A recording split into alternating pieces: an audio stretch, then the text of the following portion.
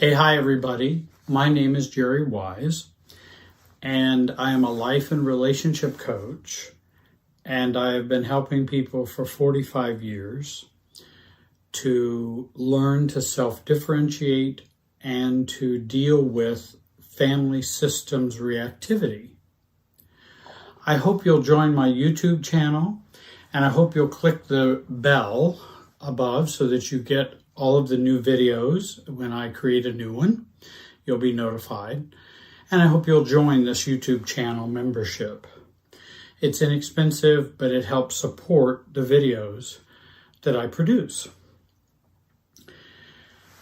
This video is entitled, Stop Falling for Your Reactivity. Most of us, and for most of us, reactivity is a common and frequent experience, even when we're unaware of it. It propels our thinking, it overwhelms us emotionally, and then gets acted out in our behavior. One of the most classic examples of this, though it doesn't take this much of a pinging, but one of the classic examples of this pinging is when we're adults and we travel home for a holiday dinner, travel to our family of origin for a celebration or a holiday, and we find ourselves slipping into our childhood roles, having childhood feelings, and finding ourselves reacting out of our family's anxiety within us, and we become very reactive to it. We may feel intimidated, fearful, anxious, pensive, tense. Then we may get angry or frustrated, irritated, exhausted, sad, hurt, feel abandoned or rejected. We also can feel shame and guilt and a desire to become avoidant, where I just want to cut off and just take an immature approach of I'll just stay away from those people or those feelings. And that kind of classic example kind of explains how hardwired we are to our family of origin. And just because we leave the family dinner doesn't mean all of that stops. All of it becomes more unaware and becomes more unconscious, but it doesn't stop. And that's the point of this video, because it's out of those experiences and what we carry with us away from the family that causes us so much reactivity in our marriages, at work, with friends, and in all of our relationships. Always remember, reactivity is the system's sleight of hand. Just like for a magician, they say, look over here, so you don't see what's going on over here. And reactivity keeps us focused over here rather than what's really going on within us and within the situation that's reality-based. And it takes us away from our true selves and the reality of the situation. For example, so what that your dad thinks you are inadequate? And so what that your mother thinks you are needy, weak, helpless, and in need of mothering or correcting? And I remember for years of taking those kinds of reactivities from my mother, for example, and needing to mother me, feeling I was weak or helpless, couldn't make good decisions, that I kept trying to either fight against that or change her mind or prove that that wasn't true. That's me still staying stuck in the reactivity of the family. My hunch is my mother had her own feelings of feeling weak, helpless, in need of mothering, and needy from her own family. And that gets carried on down to us. And so what that your husband finds you are and thinks you are over emotional or you're too sensitive? The reason I say so what is that if they think you are a Coca-Cola, So what? If someone thinks I'm inadequate, doesn't mean I am so. If someone thinks I'm over-emotional or too sensitive, doesn't make it so. So they're calling me a Coca-Cola, is what I use in other videos to describe that. And we react to the Coca-Cola wiring within the family and within the emotional system. Their thoughts, our families, comes out of their family feelings and thoughts from decades in the past and generations in the past. Reactivity is rooted in our childhood, our growing up, our imprinting, and how we are still wired to our families today. And it carries on with us as adults, which thwarts our sense of self and self-differentiation. So we want to practice resisting our reactivity. We want to give it little power. If I start to feel reactive, don't fuel it with your thoughts or your feelings or catastrophizing. It may feel powerful, but this is also a distraction from our anxiety and intensified so that we don't act for self. It blocks self-awareness. It blocks thinking. It blocks staying calm. Then it undermines self-awareness, self-definition, and self-regulation. These are the three pillars of self-differentiation. Let me give you an example. A couple are upset that the wife is over close with her family, parents, her siblings, and her husband is upset that he does not feel special, or he doesn't feel that love for him is a priority. This couple we'll call them Jose and Maria. Maria is enmeshed with her family. She then marries Jose, and she continues that enmeshment with her family. Jose has always felt she favors her family over him. Whenever Maria's family comes up, Jose becomes anxious or upset. And again, the family anxiety moves to Maria, moves to Jose. And it is wired all the way through. And we become anxious and upset. Maria is unconsciously anxious around her family and her over-closeness. Maria is unconsciously anxious around her family. And her over-closeness eases that anxiety. If I fuse, it eases in a temporary way that anxiety, but does not solve the problem. So whenever we give in, whenever we fuse, whenever we enmesh, whenever there's too much togetherness and too much we-ness, it brings down the initial anxiety, but it keeps everything in place so that it does not change. So we will have to do that over and over and over again. Maria's parents are fearful of losing their children through alienation, which occurred with them and their families. There was alienation. So we don't want that to happen, so let's be over close so that doesn't happen. The over closeness is a reaction to the alienation in previous generations. They fuse and enmesh with their kids to keep this from happening in their own nuclear family, even to the detriment of their children's marriages, which they don't see all of this at work. I'm not blaming them consciously, but unconsciously that is the effect. Maria's parents and family use words, and her siblings use words like, well, we are so close.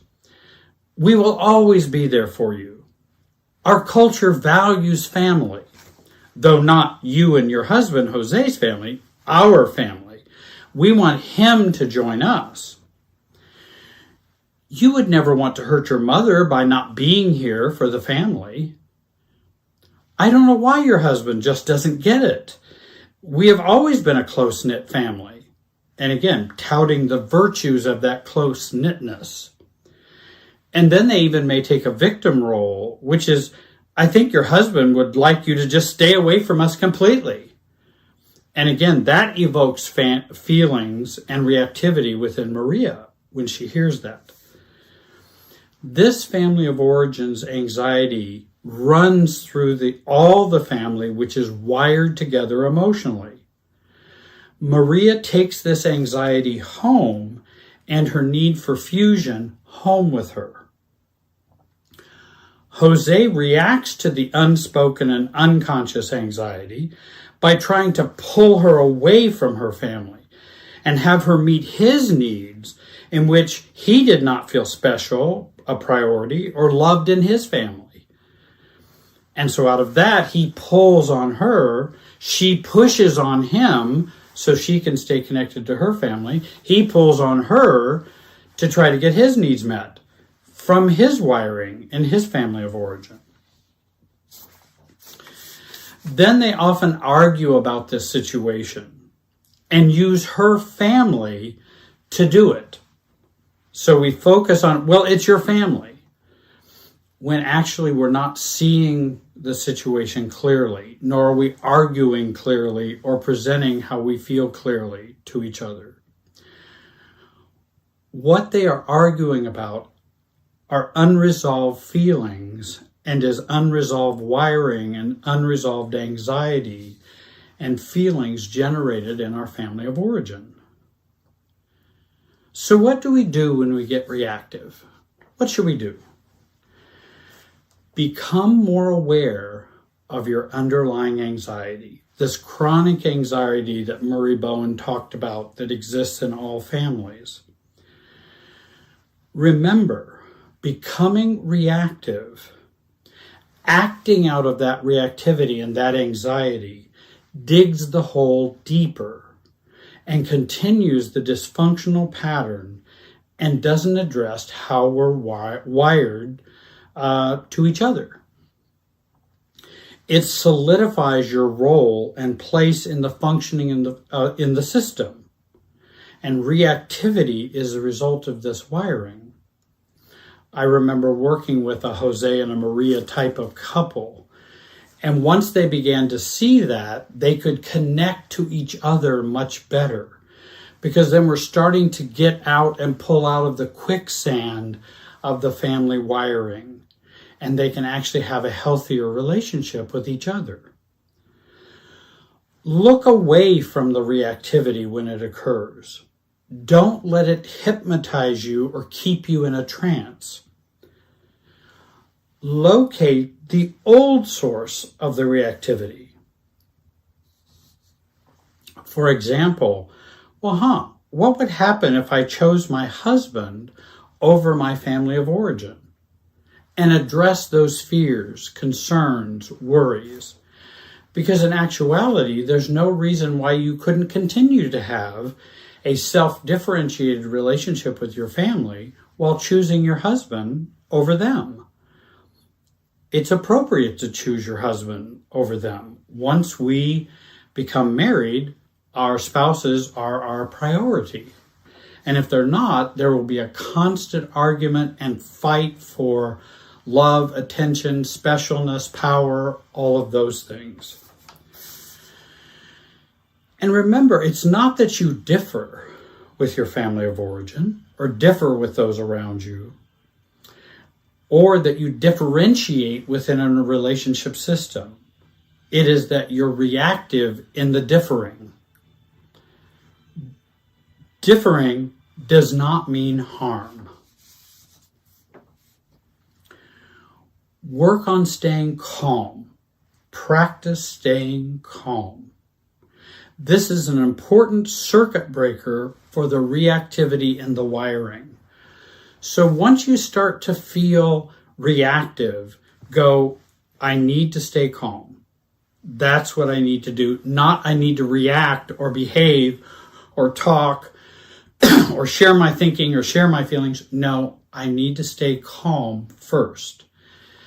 That will allow your emotional system to wind down and allow you to think more clearly. about what's really going on. I know it's not easy, but stop looking at or focusing on the reactivity. Because again, the more we look at it and focus on it, the more we'll miss what's underneath it. So look away from the reactivity, though it pulls us towards it through guilt, fear, hurt, shame, fear of rejection, etc., etc. And by the way, with regard to rejection or fear of rejection, I used to say to get my mind to not focus on that by saying, well, if they reject me, it won't make my pants fall down. So what?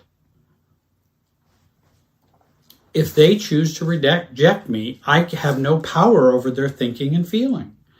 That's up to them. Many times they will reject you out of their system's feelings that they have not resolved, not because you are inadequate or deserving of rejection. So when you begin to feel reactive, begin to say, so what? What is the situation about? Is this, and I use another phrase, the situation is hopeless, but not serious. Maybe I can't change them, but it doesn't have to be serious. And we can say, so what about the situation? I hope today has been a help to you. I hope you'll click subscribe, click the bell, join YouTube membership. I hope you'll follow me on Facebook, Instagram, and Twitter. And I want to thank you for joining me today. Have a great day and be wise.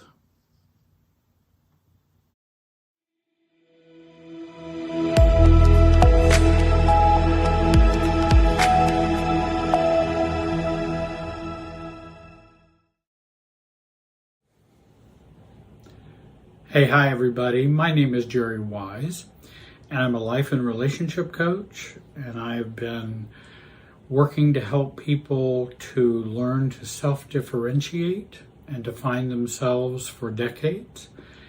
And this video is entitled, Stop Letting Others Define You. I hope you'll subscribe, like, comment, and join and support this channel so that more free videos can come your way.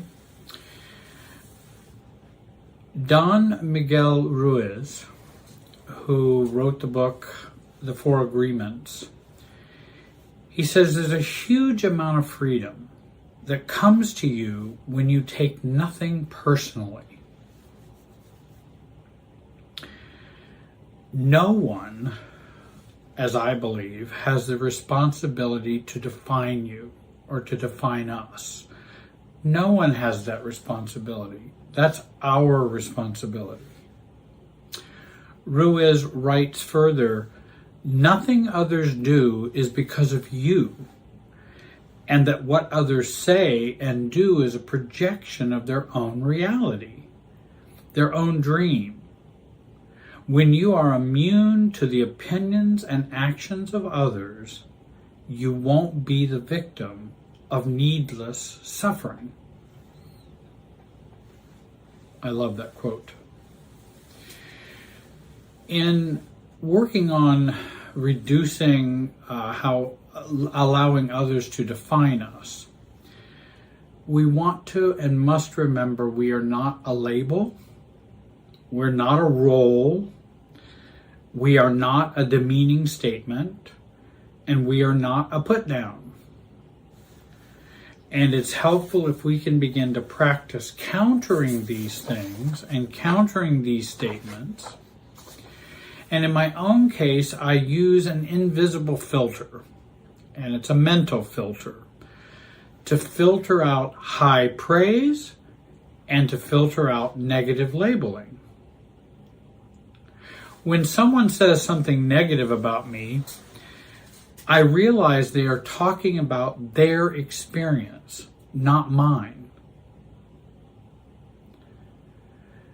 And I think that's very important to remember that when someone says something negative and is being critical or mean in that way, they're talking about their own experience.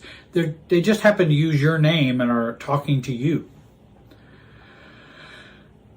For example, I've had some people on there are a couple of people who've mentioned, on YouTube comments, for example, and they say, well, Jerry, you're just blaming the victim. And I've been working with victims of trauma and abuse and problems and marital difficulties for decades. And I don't blame victims. I understand victims have been victimized. So they're not talking about me.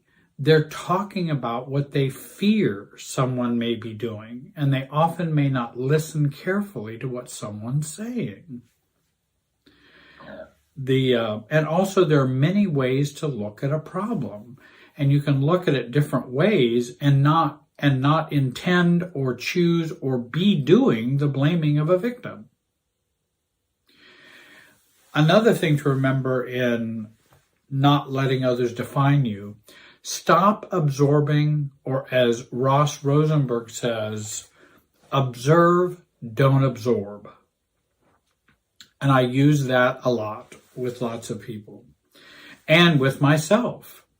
I want to learn to observe and not to absorb. Observing is up here, absorbing is down here. And I want to use my mental capacity when someone's talking to me or trying to define me. I have also used a tool called Coca-Cola, in which when someone says something crazy or it makes no sense to me what they're saying about me or to me, I think of it as being them calling me a Coca-Cola. Well, how rational is it that I'm a Coca-Cola? I know I'm not a Coca-Cola. Why should I feel hurt because someone called me a Coca-Cola?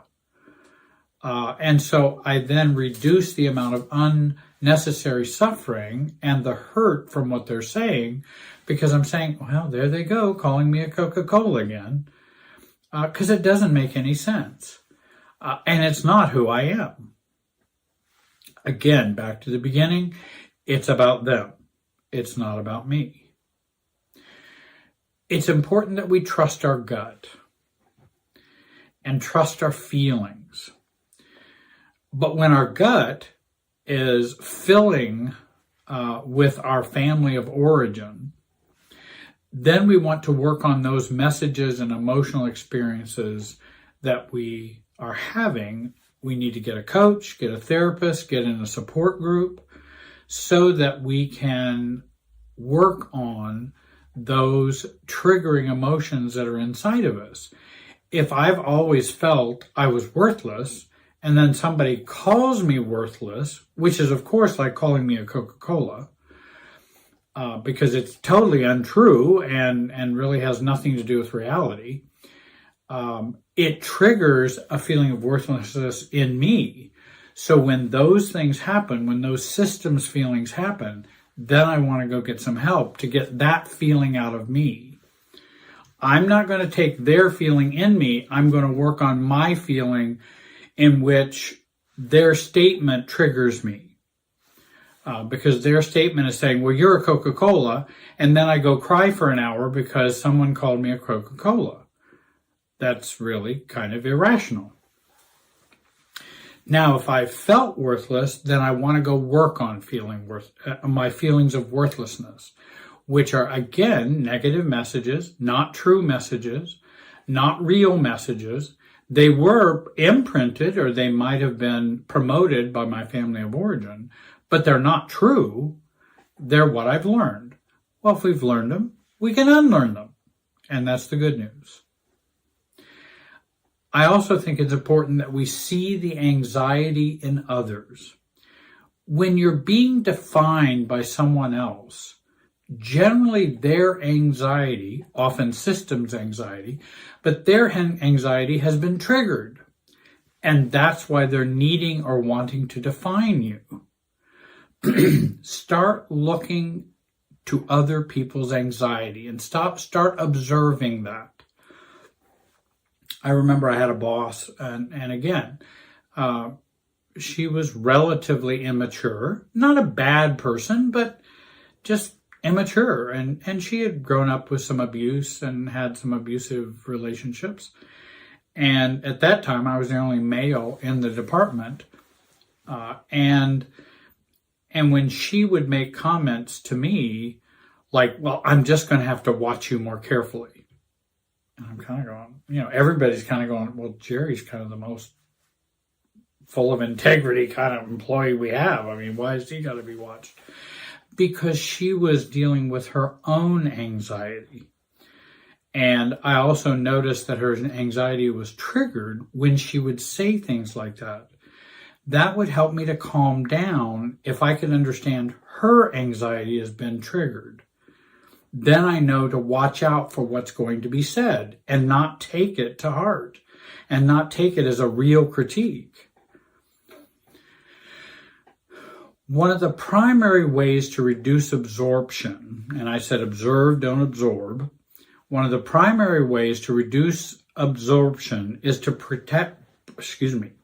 practice reducing your anxiety, working to stay calm, stay in your head if necessary, and avoid as much as possible the overwhelming feelings. This takes practice. I understand that. Everything I teach and everything I talk about are things I have had to go through, endure, learn, and I still am learning them. I haven't arrived. I'm still learning these things. We may still feel anxious, but focus on your thinking process. Just because I'm anxious doesn't mean I can't try to work on focusing on my thinking process. What they're saying, they're highly anxious and triggered. They're saying these things to define me, and I must not take them as serious. And that they are not truly a definition of me. They are coming out of their anxiety. Check how you view yourself. How you define you. Are you a good person? Do you believe you're a good person? Do you believe you're a loving person, a caring person, a generous person? I didn't say, are you a perfectly good person? I didn't say you are a perfectly generous person. I'm saying, in general, are you a good person? Do you see yourself as being a good person? And defining ourselves as, I am a good person, flawed, but good. So we want to work on how we view ourselves. The Inner Bonding book by Margaret Paul is a place to start. No Bad Parts by Richard Schwartz is another place to learn about accepting yourself.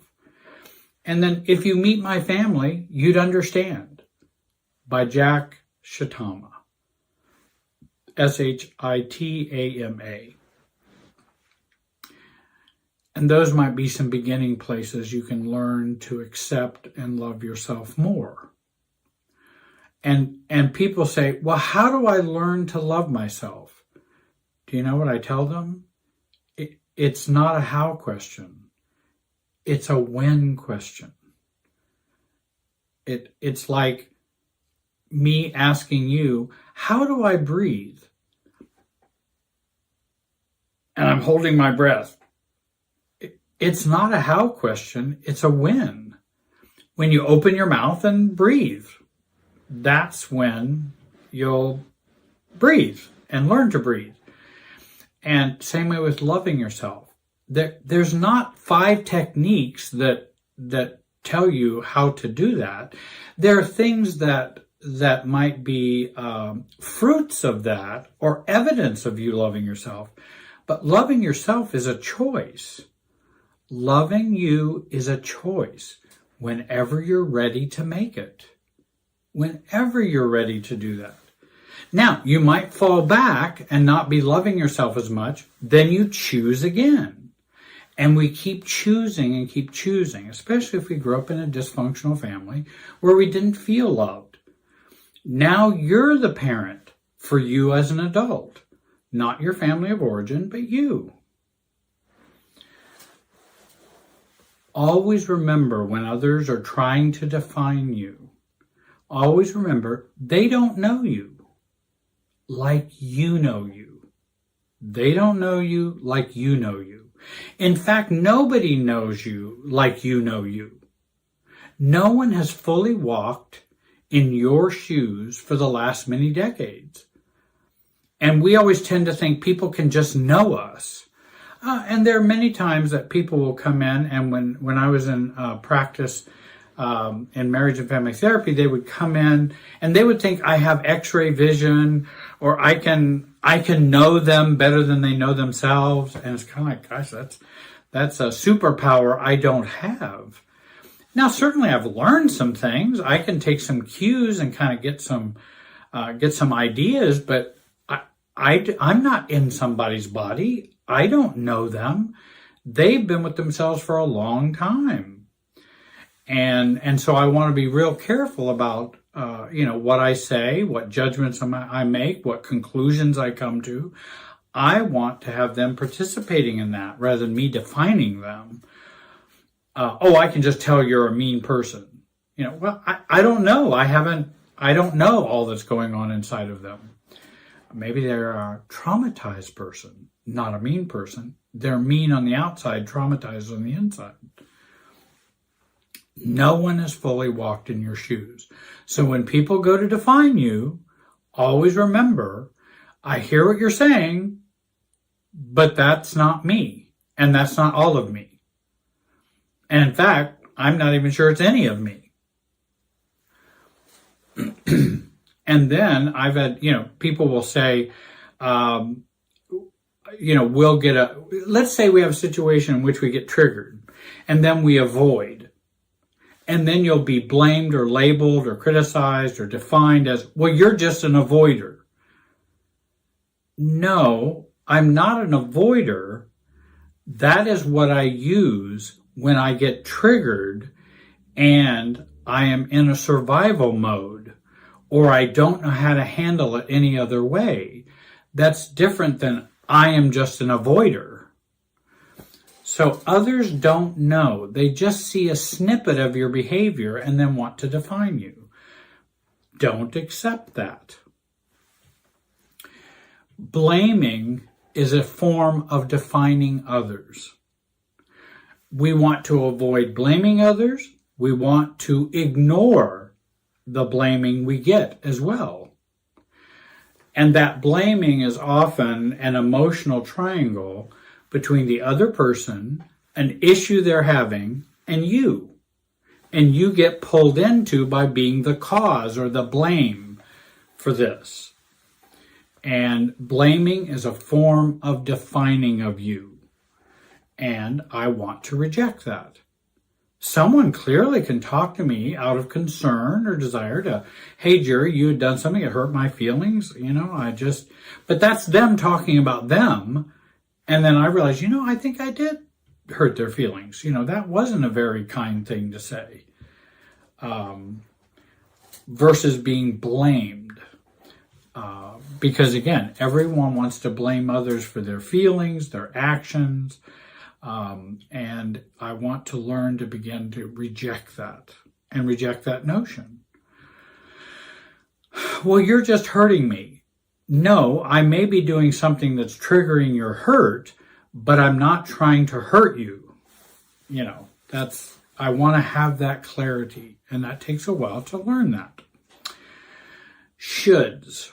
That's another way of, shoulds are a way of defining you. Again, others defining you. Push back. These are shaming statements, or at the very least intrusive statements, and not respectful of your boundaries. When someone said, you should have done X, Y, and Z, no, wait, that's, you're not my parent. You're not a judge in a court of law. You're another human being just like I am. And shoulds don't feel good. And shoulds are shaming. Because that meant you messed up, you should have done this. Well, that's not helpful and it's not accurate in terms of defining you. And like so many others, I like to change shoulds into coulds. And maybe I could say, if someone's trying to define me, you should have done this. Well, I guess, Uncle Bob, I guess I can count on you to say how you really feel. Or I remember somebody say, well, Jerry, you're just fat. I go, well, I guess I can count on you to say how you really feel about me. And again, kind of mean, insensitive, inappropriate, and, well, you should have lost weight.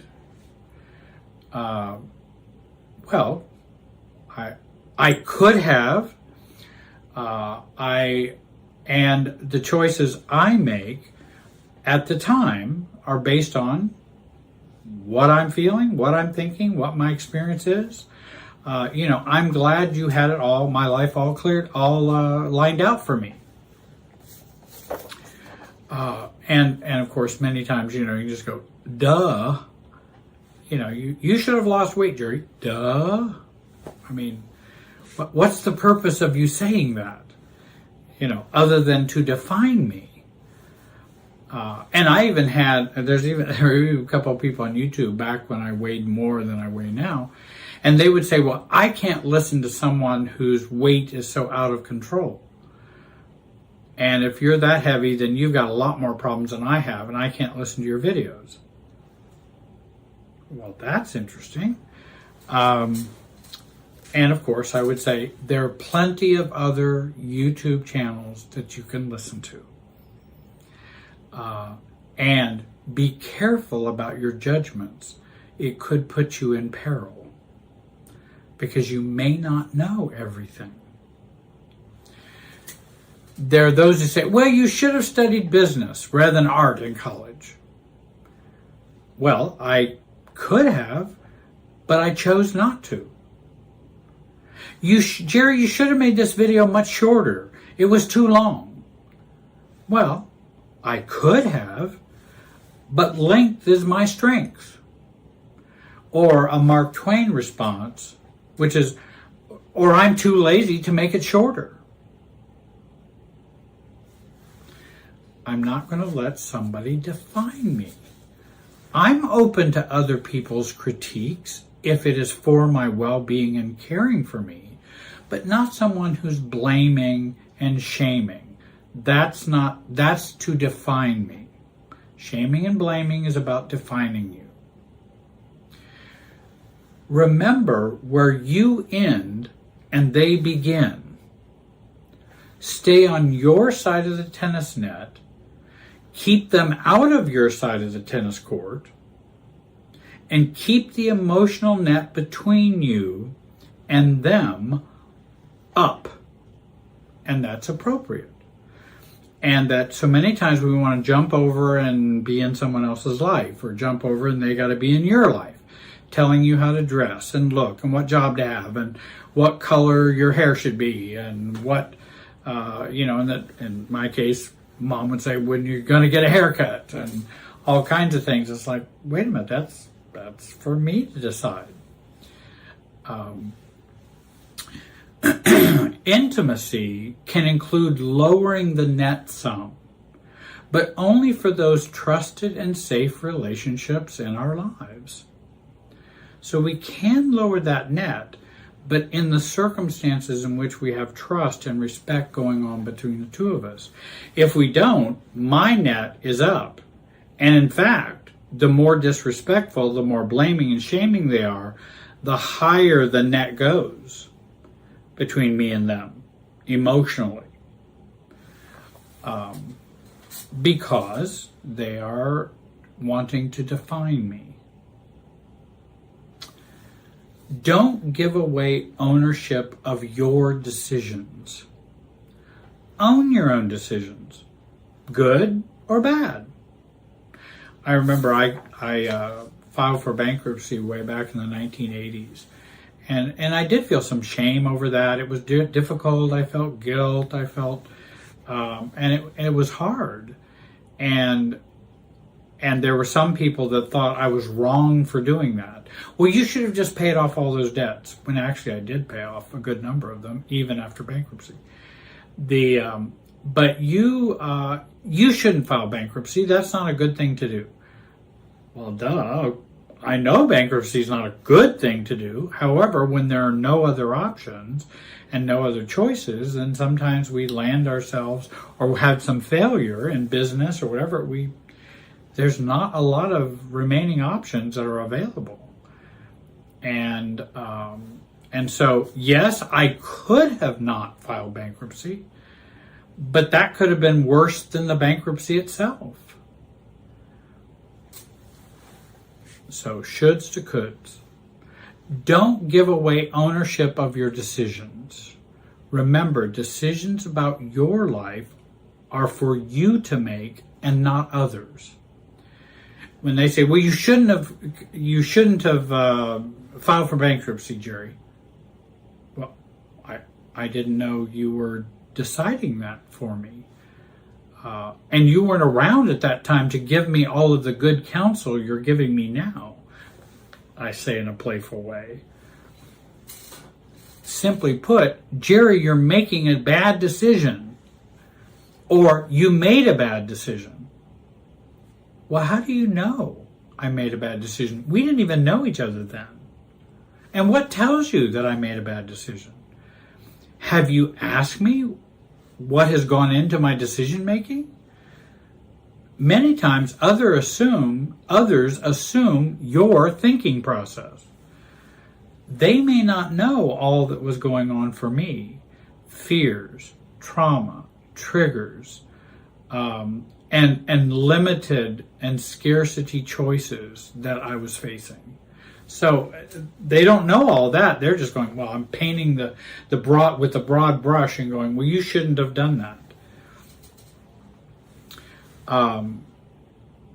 And, we can also go, well, so what? I'm not the first person to make that decision. I'm not the first person who's ever filed bankruptcy. And it certainly wasn't. Many times people will feel lots of shame and guilt over divorce, for example. And as I've worked with people who have struggled with the difficult decisions about divorce, how painful and difficult it is. I don't have people coming in going, oh, well, I'd like to change wives today. I'd like to change husbands today. That just sounds like a great thing to do. Usually it involves lots of pain, decision-making, heartache, all kinds of things before they come to that decision. And so I like to give them that benefit of the doubt. Also, it's not for me to decide whether they should do that or not. Only I can decide that for myself. An additional point, you are not their burden carrier. You are not others' burden carrier. If others or someone else is upset about something that is within your adult right to do or decide, it's not your job or my job to make them feel good or better about it. You do not have to carry their burden of upsetness. Just like if somebody says, well, I'd never file bankruptcy. Why did you do that? That's pretty upsetting that you just took a cheap way out of whatever. It's like, it's not my burden to make you feel better about my bankruptcy decision. You're going to have to work on feeling better about it or not. That's up to you. But I don't have to make you feel better about it. I really don't. I'm choosing this person to marry. And let's say your parents are just so opposed to that. You're not my burden to carry. This is who I'm choosing. I'm sorry you're upset about it. That's something you'll have to work through. This is who I want to marry. It's not my job to make it all okay for you. That's your job. That's the adult's job. And that's what we do. Do you think I've ever had a friend who married somebody I thought it would be an awful marriage? And I've been wrong before too. I want you to know that. And I've been right. But the thing is, it's not mine to decide. If they ask me an opinion or if they want my counsel, then of course.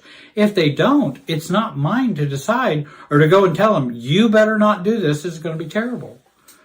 Many times when people have already gotten to that point, it doesn't matter what you say. They're just going to have to learn from going through the experience. Saving others is a difficult thing to do. And from a person who spent a long time trying to save others, I know how difficult that can be. You are not their burden carrier. You are not their child. They are not your creator. We used to have a saying when I was pastoring in a church, maybe some of you recall, God loves you and has a plan for your life. We changed it to playfully, they love you and they have a plan for your life. Well, it sounds like they love you and they have a plan for your life. And they're playing God or they're playing creator because they know best what you should be doing. And we would say that many times. Or I love you and I have a plan for your life. And then we would joke about that. Because I'd say, well, you guys shouldn't be doing that. And I go, oh, I guess I love you and I have a plan for your life. I'm stepping over the tennis net over to your side, and I shouldn't be over there. I have heard Edwin Friedman say to someone who is defining him, Edwin Friedman being the marriage and family therapist, theologian, rabbi, who's a great author and a great marriage and family theoretician and Bowen follower. He says to someone who is defining him, I hear what you're saying. Now let me check with the boss. And I think that's a much better approach than, well, you're not the boss of me. That's more reactive. His was, oh, I hear what you're saying, but I'll check with the boss. And who is the boss? Me. I'm the boss. You're not the boss. Well, you shouldn't buy that car, Jerry. Oh, well, I hear what you're saying. Maybe I have some good reasons for that, but I'll check with the boss. Me, I get to decide it. I'm paying for it. I gotta finance it. It's for me to decide. Stop focusing on their purpose for you. Focus on your own purpose and direction. Here's an important point as well. Remember, don't let people lift you up. You are not your successes or your talents. You are a being, not a doing. Don't absorb the negative or the positive. Janelle Monáe, Monae, writes, don't get high off praises and don't get too low on critiques. And she's right. If you want to work on not getting low on negative messages, work on not getting high on positive ones or overly positive praises. You are not your work. You are not your parenting. You are not your relationships. You are you. Now I want to share a few examples that might be of help to you and maybe some responses. When anxiety is relatively low, it can be up a some, and you're not dealing with a malignant narcissist, I'm not saying these are the responses you want to do, though some people have enough in their relationship where they could even do this to a narcissist. But I'm not recommending that. I would say this is for just good old neurotic, dysfunctional people around you versus the malignant narcissist, let's say. Because many times people say, well, I wouldn't do that if I wouldn't say that to a narcissist. And I'm saying, well, then don't. I'm not telling anybody to use my examples in an unhealthy way. When someone says, you are lazy, I might respond, it sounds like I'm living up to your expectations. Or I think it's more important that I be lazy so you have something to complain about. So maybe I should be more lazy. You are stupid. Well, I don't think you realize how hard it is to be unstupid. I'm not stupid. I only act that way at times.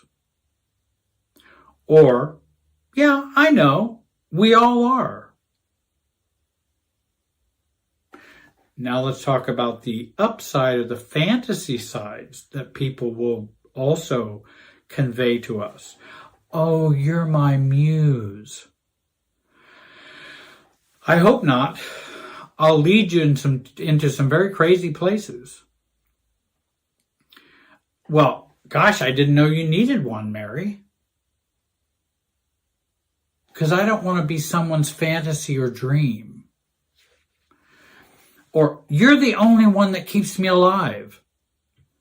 Oh boy, then we're both in trouble. Keeping me alive is my job. Keeping you alive is your job. So I don't want to take in the high praise. I don't want to take in the negativity. You're such a helpful and good daughter. And many of us might fall for that. Because then, oh good, finally somebody gives me approval. No. Well, Dad, I doubt that. It's just me. And gosh, Mom, sometimes I'm good, sometimes I'm not. Well, you're such a helpful and good daughter. I'm just Jane, Dad, and I wanted to be of help. Or I was glad I could be of help. I want to matter-of-fact it and not fall for the praises and go, finally, I get a little drop of water for who I am as a person. No, I don't need that, and I don't need the negative. There are people who have said to me several times, and I know many of them are playful and being playful, and I'll be playful back with them too. So I don't take anything too seriously. But, oh, Jerry, I wish I would have had you for a dad. Oh my, you probably would be worse off than you are now. Oh, Jerry, I wish I'd have had you for a dad. You'd really need therapy if that had happened. Or a kind of perplexing kind of one. Jerry, I wish I would have had you for a dad because you're so fabulous. No, you wouldn't. I snore. We don't want to get caught in others' negativity about us and their fantasies about us. Neither one. Become determined to like and love yourself. Then it won't matter whether others like or love you. I hope you'll please subscribe, join, like, and comment. You can also donate on my website to help me keep these posts for more videos on here. I want to thank you all for joining me today. Have a great day and be wise.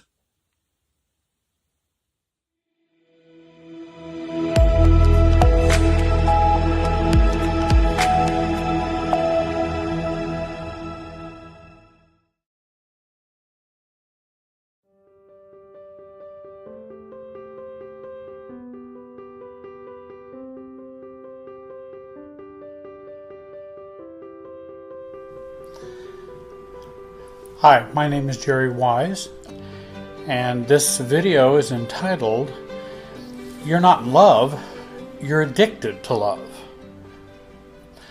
I've talked with many spouses who have had affairs, probably hundreds, and they've said that they think they're in love. And I've talked to many individuals who have been in a dating situation, and they also say, well, I think I'm in love. And they've had a string of either bad relationships or they're in an affair. And the title of this video is what I usually will suggest in the way of advice. And I tell them, well, I know you think you're in love, but no, I don't think that's it. I think you're addicted to love. And there's a difference. Love, healthy love, and addiction to love are not the same thing. Now, in our culture and in our society, they are basically seen as equivalent. And all of the pictures that are painted in songs, books, music, TV shows, movies, all paint the notion that addiction to love is what real love is. And then people continue to be hurt and devastated when that love doesn't turn out to be healthy, long-lasting, stable, caring, passionate. It kind of fizzles out after a period of time. Because love addiction does that. It's a big flash and then fizzles out. Much like every other addiction. Whether it be alcohol, cocaine, whatever we're addicted to, there's a big flash and then it fizzles out.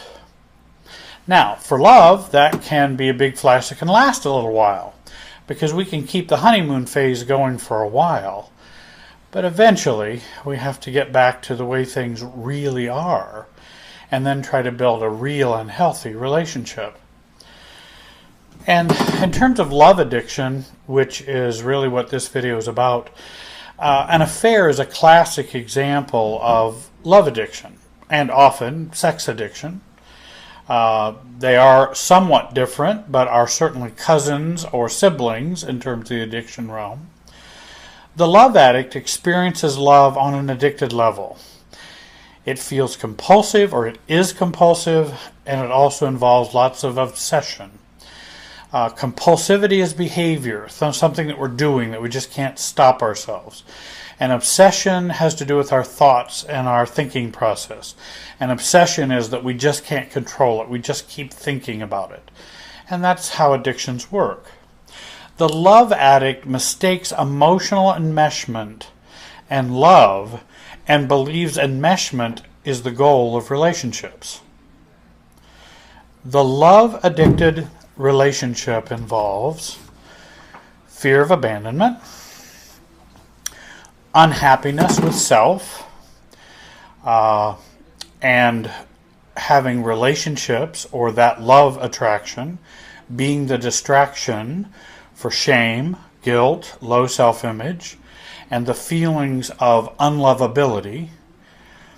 Often a love addiction includes high levels of reactivity, pendulum swinging type of relationship cycles. In other words, we move from one side to another, from enmeshed to detached or to separate, back to enmeshed, to cut off, to enmeshed, and we go back and forth. Love addiction involves unrealistic expectations for how your partner should fulfill your needs or make you feel happy or feel loved. Love addiction involves too much carryover from our family of origin issues in the relationship. For example, my father was never there for me, so that is now my spouse's job, to be there for me like my dad never was. And those carryovers and those links create real difficulties in relationships.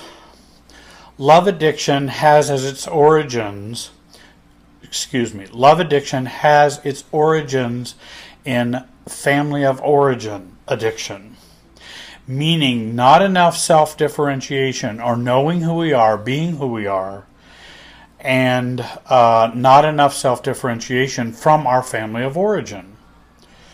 And on a 1 to 10 scale, 10 being the most self-differentiated, we may be at about a 2.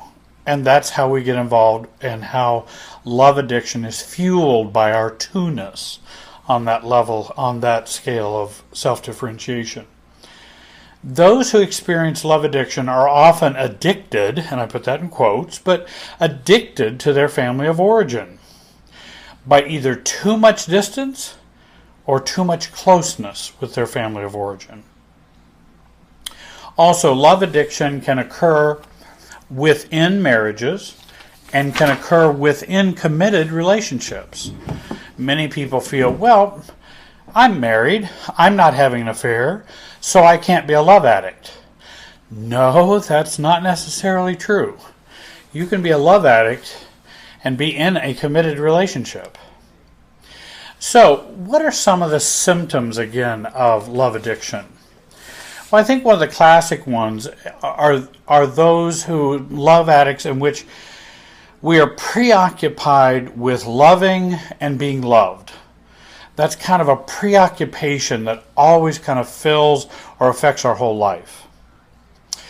We feel terrified of being abandoned. Even the slightest rejection makes us feel like we're being abandoned and makes us feel horrible. More than once, we have neglected family or friends because of our relationship or relationships. We have no impulse control when it comes to love. We feel an overwhelming need to check up on someone or a checkup with the person that we're in love with. More than once, we've spied on someone that we love. And again, that is a preoccupation and an unhealthy sense of love addiction in which we will do behaviors that are not very mature. They often don't build our self-esteem and create more difficulties in the relationship. Love addicts also have stayed in bad relationships or repeatedly returned to an ex-partner because we just couldn't stand to be alone. We also expect our lover, our spouse, our partner to make me feel loved and to make me feel lovable. We often fall in love too easily and too quickly. Once we've bonded with someone, we can't seem to let go. When we are attracted to someone, we will ignore all the warning signs that this person is not good for us. Those go right out the window if we're love addicted.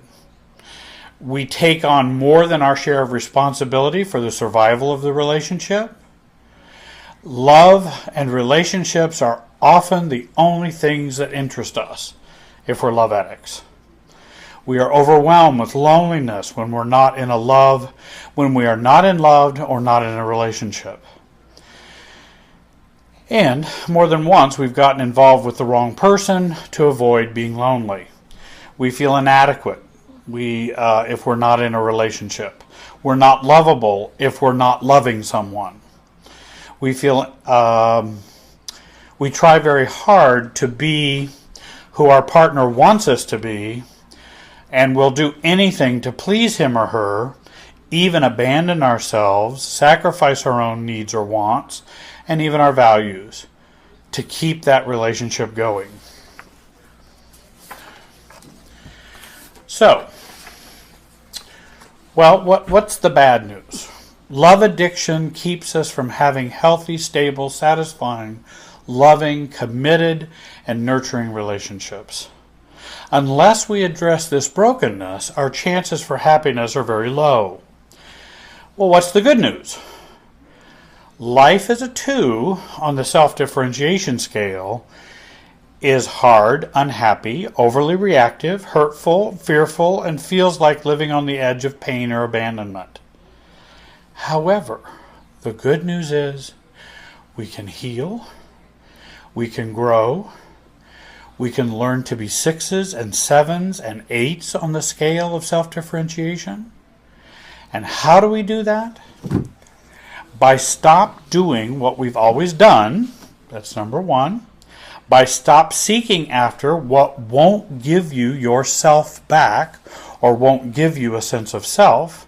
In other words, the object of our addiction or love. Because if someone makes me whole, then without them I would not be whole. And that's always very dangerous, because human beings are human and imperfect, and they can't keep us whole all the time. And that's where we get into trouble. We need to get into therapy and a recovery process so that we can get the support we need to learn more about ourselves and new ways of living and loving. Because when we choose to give up our drug of choice, the object of our love addiction, many feelings and emotional processes will arise like dragons. And they'll arise within us. And we won't like that at all. But these are the demons, these are the dragons, these are the issues that we have been avoiding all of our lives. The bad news is we have them. The good news is we can heal and recover from them. I suggest using a family systems approach to healing and gaining a greater sense of self in dealing with our family of origin issues and how we've come to learn to do life, to do relationships, and to do ourselves. We all come with that knowing. We need to stop investing in relationships and things that try to make us happy and start investing in a healthier you. I had a woman many years ago say she had a hard time affording therapy. She had bought her abusive boyfriend a car so that he would love her, stay with her, and care about her, but she couldn't afford what she needed to have the therapy to love and care for herself. But yet she would make all the sacrifices in the world for that object of her love and her love addiction. I also just suggest reading a book. There's a very good book out there that's available. It's called The Love Addict or Love Addict, Sex, Romance, and Other Dangerous Drugs by Ethlie Ann Vare, V-A-R-E. You can buy it on Amazon. I would suggest it. It's a great book.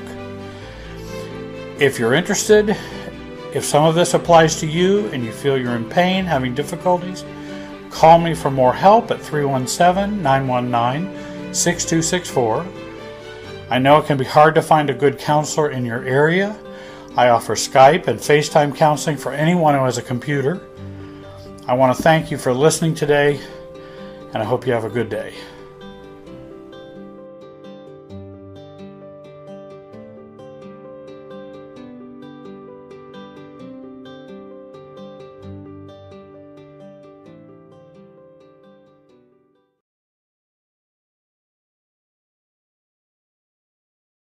Hi everybody, my name is Jerry Wise, and I'm a life and relationship coach, and I see individuals online. I work with individuals in groups, and I have a website and also a workshop coming up.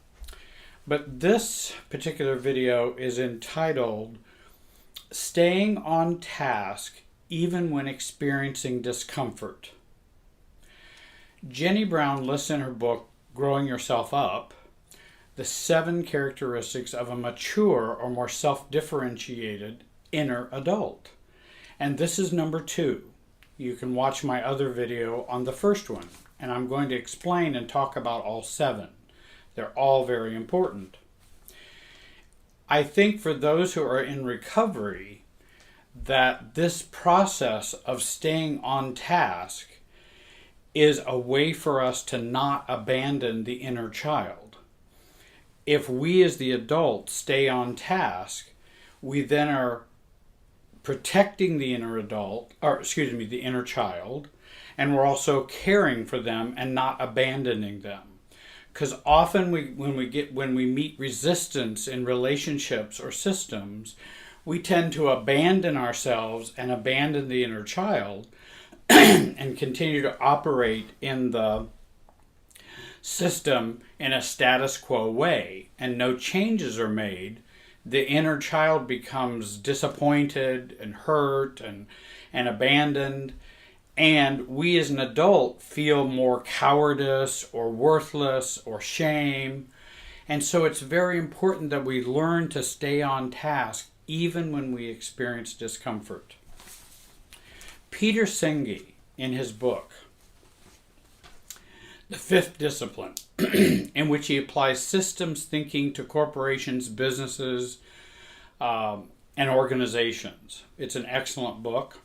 He's kind of the creator of the learning organization used by a lot of corporations to help them break out of their quick fix thinking and start using systems thinking, which is a more long-term approach, which actually provides more change and actually allows change to happen.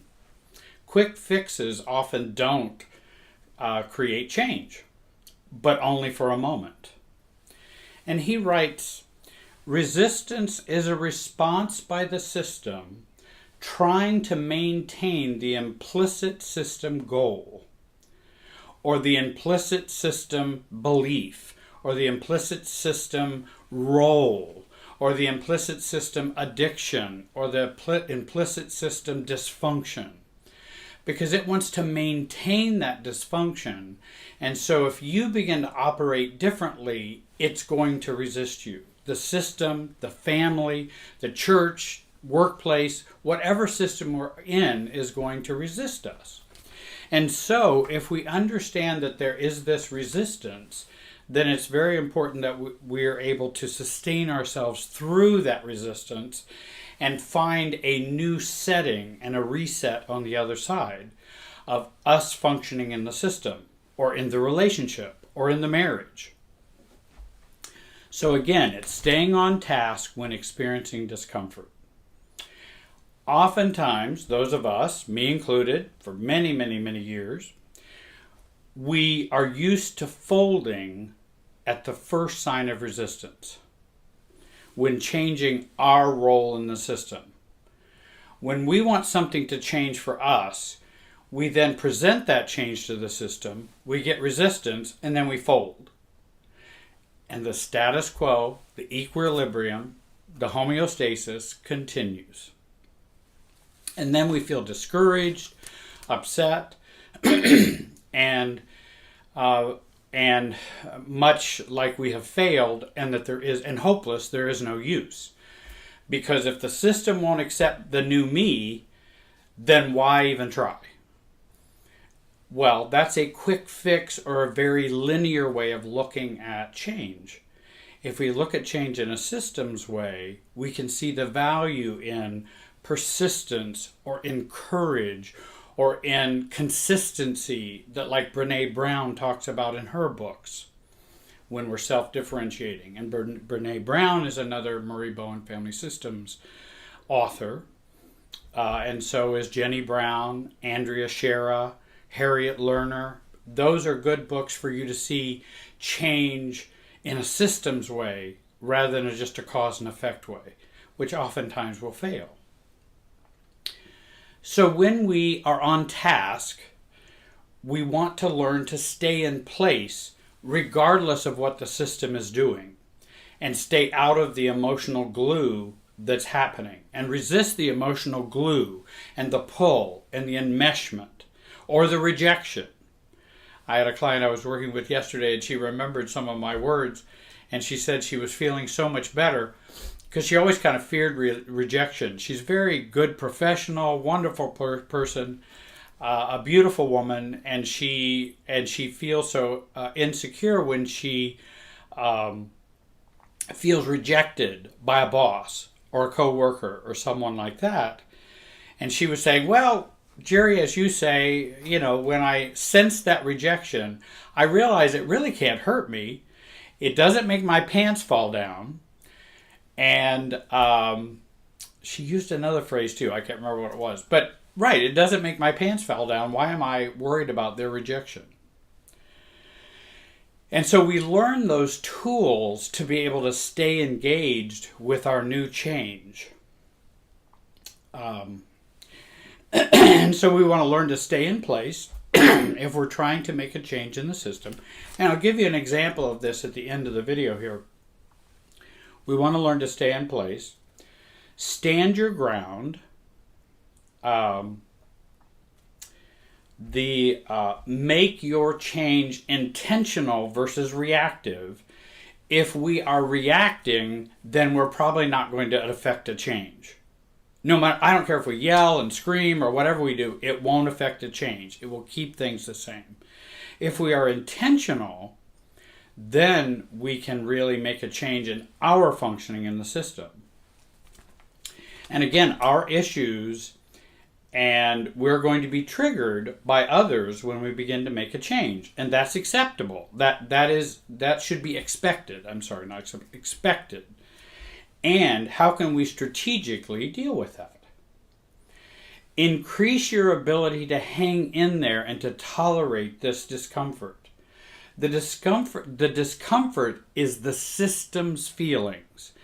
So when we begin to make a change, Dad, I wish you would not tell me that I'm stupid. That's very rude and I don't like that. And he said, well, you've always been stupid. I don't know what's wrong with you. Now I start to feel the system's feelings of shame. I'm not really stupid. I don't know what I'm not even sure Dad really even thinks I'm stupid. He's just using that as a way to keep the system in a status quo equilibrium, to continue the same dysfunction. And so when I have that system's feeling of shame, which is what it is, if I do something shameful, then I might feel shame. That's a true feeling. If he says I'm stupid, then I start to feel shame, and that comes from the relationship system. It's okay to ignore systems feelings. Don't ignore your true feelings, but it's okay to ignore systems feelings. And a lot of people don't know what feelings to ignore and what feelings to feel and let go of. Practice persevering and exercising your courage. Don't wait for it to happen, but to make it happen. And I've always said anything worth doing is worth doing poorly. So even poor attempts at self-differentiation is better than reactive attempts at making a change. Now that's important. Poor attempts at self-differentiation and intentional work is better than reactive interventions that we try. Don't wait for it to happen. Many times we will wait, well, I'll do it when the system will accept me. I'll do it when Dad's not going to shame me. I'll do it. Well, you'll be waiting for decades, if forever, for that to change. And it probably won't. So we're learning to change us while accepting that the system is not going to change. And when we do that, when we change us while accepting the system is not going to change, we actually end up changing the system. Not directly, but indirectly, because we're bringing more calmness and more a sense of self to the system, which is what it needs and what it lacks. So staying on task. Trying something new always involves this characteristic. Use intention versus passion or systems feelings to drive you to be a true self in a system. Use an intentional.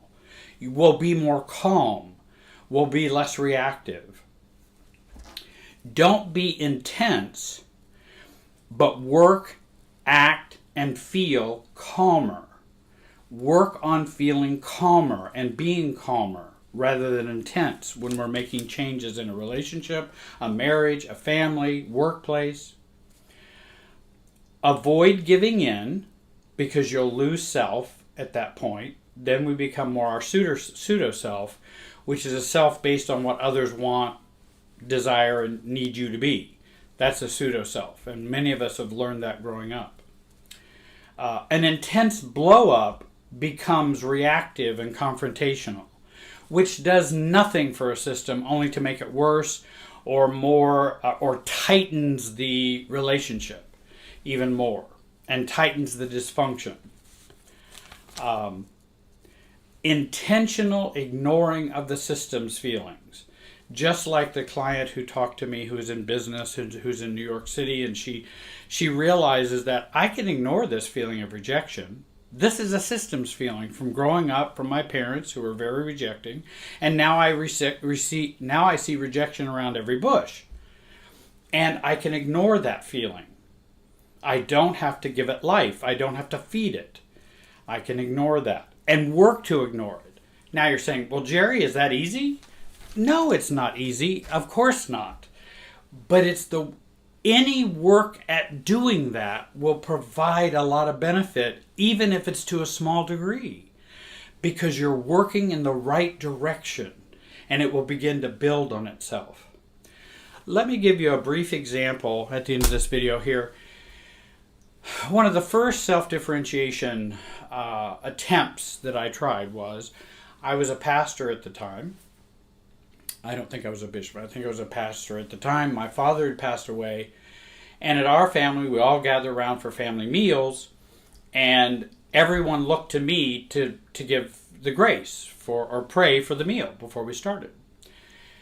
And I began to notice that's kind of a pattern. Everybody's just expecting that of me. And, I really don't want to do that. This is my family. I'm not the family pastor. I'm Jerry in the family. I don't want to be the pastor here. I'm the pastor everywhere else. I would like the freedom to do what I would like to do, and I don't really want to do this. And I don't want to do it out of guilt or out of shame or out of they'll be disappointed or why can't I just do it? It's no big deal. I have all those kinds of voices going on, which are systems voices and systems feelings. They're not my true feelings. My true feelings are, I don't want to do this. I like to do this by choice, not because this is your role. And so I began to talk to my mom prior to a Thanksgiving dinner. I can't remember if it was Thanksgiving, Christmas, or when it was. We were all gathering. And like 3 weeks before, I'm saying, hey, Mom, I want to let you know that I just would rather not give the family prayer. I think some other people could do that. She totally ignored what I said. She wasn't even hearing me. So then I thought, well, I better talk to her again about it. So I did, alerted her again, Mom, hey, I just want you to know that I'm, because last time she didn't even hardly respond. So I think she was saying, it doesn't matter what you want, Jerry, you will be doing it when we get to the meal. So I thought I better talk to her again. And so I did. And she said, I understand. And then ignored me. And I think I might have done it one more time. In fact, I finally said, Mom, if I'm asked to do it, I probably will defer. So I just want you to know that. Again, kind of blank, ignoring it. Doesn't matter. Jerry, this is your role. You need to do this. So then we get to the family meal. Then we're right before we're supposed to eat. Everybody looks at me. Mom looks at me and said, Jerry, could you return thanks or could you give a prayer for the meal? I prepared for that because I thought that was going to happen. I had lots of anxiety, lots of feelings of shame, didn't know what was going to happen or if people would not like me, or here was my grieving mom having lost my dad and I'm treating her badly, when I'm just wanting to do what I would like to do. I'm not trying to hurt anyone, including my mother. But at that point, I had prepared intentionally to stay the task, no matter how discomforting it was, and simply say, well, as I had shared with you, Mom, I think I would rather not be the one who gives the prayer for the meal. And then stayed quiet. That was the most difficult quietness I had felt probably in my life. Because I didn't know what was going to happen. Was my brother going to blow up? Was he going to be mad? Was he going to, why are you treating Mom so badly? Why can't you just do this simple little prayer? You're a pastor. Why can't you do this? So again, it's why can't you do your role, Jerry? What's wrong with you? And so I continued to stay quiet for this pregnant moment that felt like hours. And then finally, Mom decided to go ahead and pray herself. And so there was a great deal of anxiety. And then when Mom prayed, the anxiety came down and there was calmness. And I felt, having watched the family later, that it provided an awful lot of relief and less anxiety for the family, in that I had done that with calmness, though I was still feeling anxious and worried, but I persevered through it, staying calm, or at least acting calm. And I wasn't blaming anybody. I didn't say, well, Mom, I told you that I wasn't going to do this. What's wrong with you? I don't need to shame her, or this is just my I position, self-differentiation, No one else's responsibility. I'm not blaming the family for putting me in this role. I'm just deciding this is what I would like to do. And do it in a calm way and an adult way. And actually, I think the family was never the same in a positive way. Now, not all circumstances like that work out well. We have to practice that. Sometimes there'll be greater resistance. And I understand that. And in other videos, I've talked about the 3 stages of resistance that we have to go through before the system resets with a new you and a new less anxiety. So I wanted to bring this to you today and give you an example. I hope that this has been a help to you. I have a workshop coming up in a couple of months, and I hope you'll join the workshop. I have coupons for people who are site members on my website. You can give me a call if you'd like to work with me. I'd be happy to do that. And thank you for watching. Have a great day.